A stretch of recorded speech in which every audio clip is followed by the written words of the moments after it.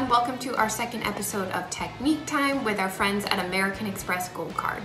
So today I am going to be showing you how to make a super easy dessert. You can make it any time of the year. It's going to be a very basic fruit crisp. So instead of a recipe, I like to look at it as a ratio. As long as you have some fruit and you have a little bit of sugar, butter, flour, you're good to go. So let's get started. All right, so let's go through our ingredients here. So what you're going to need is 6 cups of fruit. You can use whatever you want. Today I'm using 2 cups of blueberries, 2 cups raspberries, and 2 cups sliced strawberries. You could do apple, peaches, cherry. You could use frozen fruit. You just want to thaw it before you mix it. And you just want to prep the fruit. So you can't really see my strawberries, but they're down there, they're sliced. If you're doing peaches, you're gonna pit them, slice them, all that good stuff. And then we are going to add a little bit of fresh orange zest and juice. You could also use lemon if that's what you had. A little bit of sugar. We're gonna go by taste on this. This is a 1/4 cup. You may need it all, you may need half. You're basically just gonna give your fruit a taste once you add the sugar. See if it needs a little more sweetness. This is cornstarch. We're gonna add 2 tablespoons of cornstarch. That's just going to really help to thicken up those juices and give us like a luscious fruit filling. We're gonna add a little bit of cinnamon to our filling and then our topping. So we have 1 cup rolled oats, 3/4 cup of all-purpose flour, 3/4 cup of brown sugar. We have 1 stick of unsalted butter that is cubed and cold, and our cinnamon, and then of course you can't make any dessert without a little bit of kosher salt. So the technique here could not be simpler. We're basically just enhancing some fresh fruit with a little bit of sugar, a little bit of cinnamon, a little bit of salt, a little bit of citrus, throwing that in a pan and just adding like a buttery topping. It's like a combination that's never gonna fail you, super easy to do. You can make it in advance, pop it in the fridge, and then bake it off when you're ready for dessert. And it's like a really great way, if you have berries that like are maybe on their way out, like throw them into a crisp and they're going to transform into like the most delicious dessert you've ever had. So let's go for this. I'm gonna start with our sugar. I'm gonna add, like I said, just half of it because these berries, I've been snacking on them and they're very nice and sweet. I am gonna use all that cornstarch. Berries are obviously very juicy, so it's gonna need all that cornstarch to kind of give us that nice thick sauce. 1 teaspoon of cinnamon. You could play around with this too. Sometimes I do nutmeg, sometimes I do cardamom. Sometimes I like to make this with cherries, and I'll add a little bit of bourbon. I love that combination, a little bit of vanilla. Once you sort of get the ratio down, you can really experiment with the different flavor combinations. So now I'm gonna add some orange zest and juice. And again, I like orange with berries. I also like lemon. I didn't have a lemon today. You can use sort of like whatever citrus you have on hand. I tend to like lime juice and lime zest if I'm doing like peaches or plums. I think that's a nice combination. You're just enhancing the flavor of that fruit. And frankly, if you didn't have citrus, you could still pull this off. It's just kind of like a nice layer of flavor to add. So I'm going to add our orange juice. Just a pinch of kosher salt. It's really gonna bring sort of everything together, and we'll give this a toss.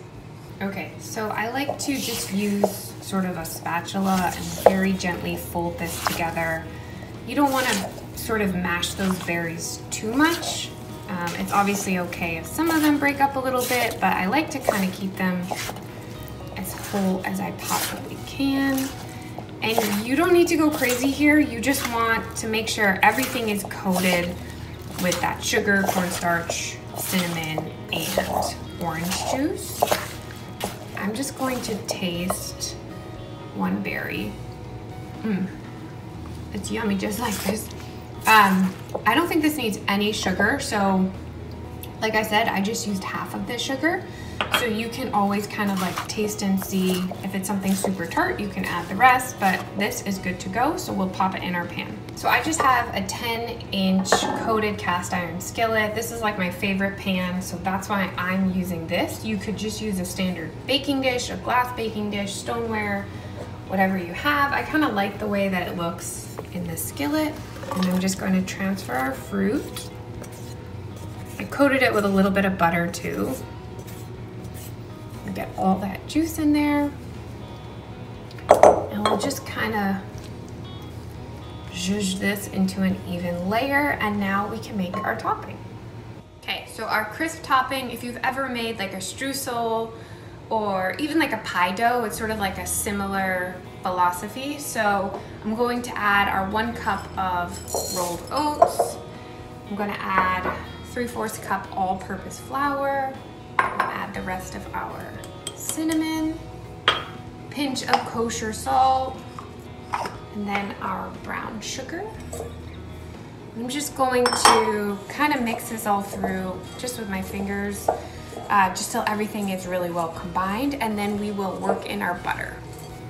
Okay, so here is what we are working with, and then here is our cold butter. You want cold butter because you don't want it to kind of like just instantly melt once you start working this through that I've cubed. So the first thing I'm gonna do, same premise when I'm making pie dough, is I'm just gonna break up all these cubes, and then I'm going to lightly toss it together. I just wanna coat all of that butter in the flour mixture.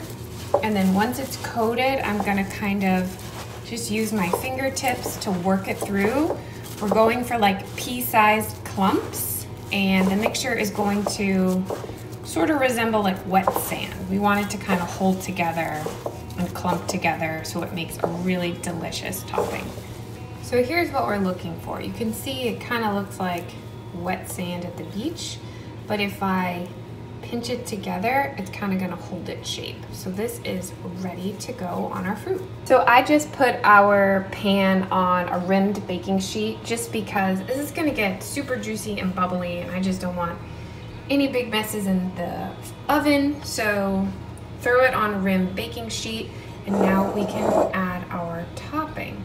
So the nice thing about this recipe, or I guess ratio, is you can either really like shoot the moon and add all that topping and get like this amazing decadent, buttery, sugary crisp, or you can reserve half, pop it in the freezer, and then you kind of have the topping ready to go the next time you want to make a fruit crisp. So that's what I'm going to do today. So I added about half of our topping. You could totally add more, but this is looking great to me today. And I'm going to pop this in a 375-degree oven for about 30 minutes.